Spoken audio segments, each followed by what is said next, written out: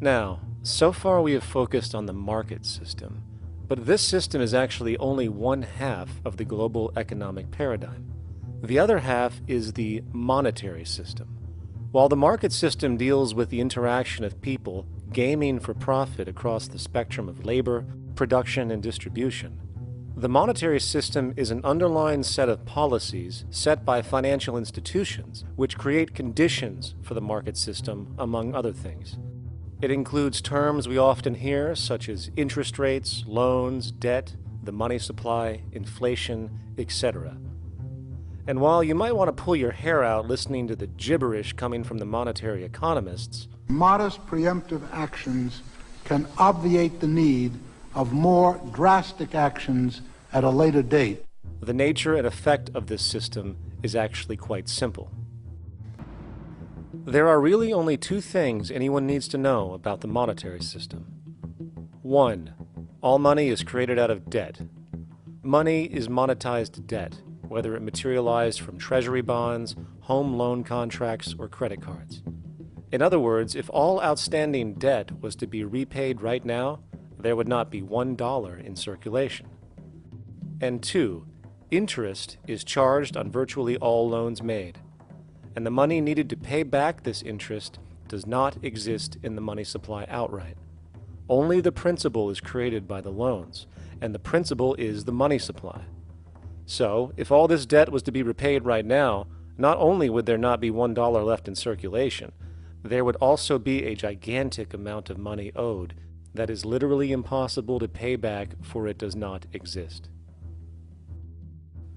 The consequence of all of this is that two things are inevitable: inflation and bankruptcy.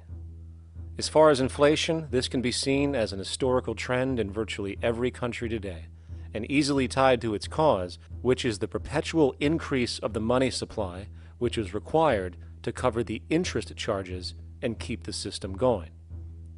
As far as bankruptcy, it comes in the form of debt collapse.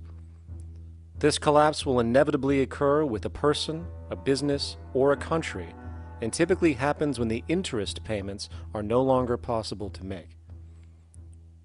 But there is a bright side to all of this. Well, at least in terms of the market system, because debt creates pressure.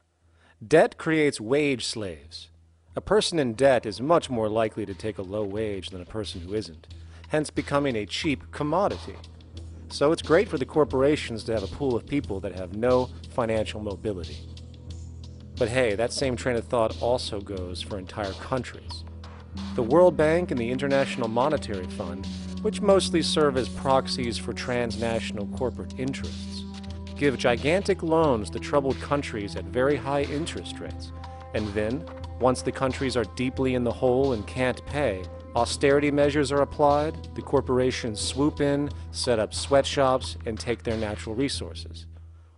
Now that's market efficiency. But wait, there's more. You see, there's this unique hybrid of the monetary and market system called the stock market, which rather than, actually produce anything real, they just buy and sell money itself. And when it comes to debt, you know what they do?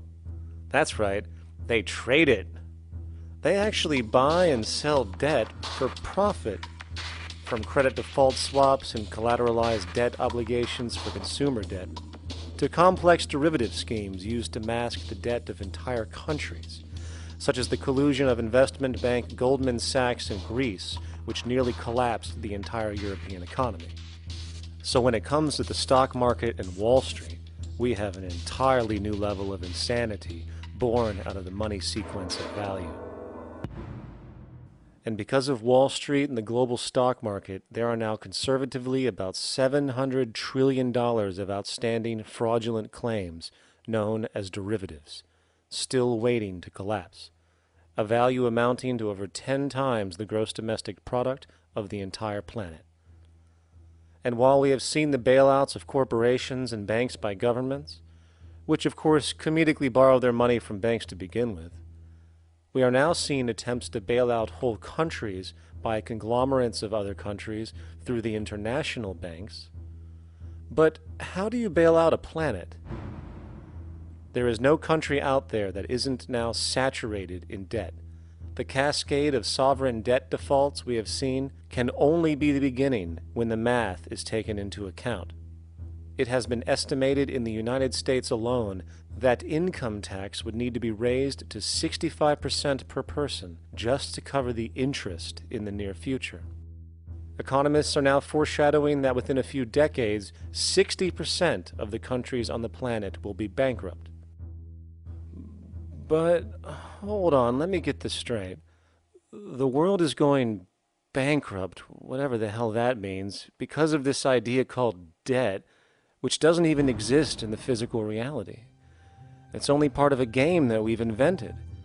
And yet, the well-being of billions of people is now being compromised. Extreme layoffs, tent cities, accelerating poverty, austerity measures imposed, schools shutting down, child hunger, and other levels of familial deprivation, all because of this elaborate fiction. What are we, fucking stupid?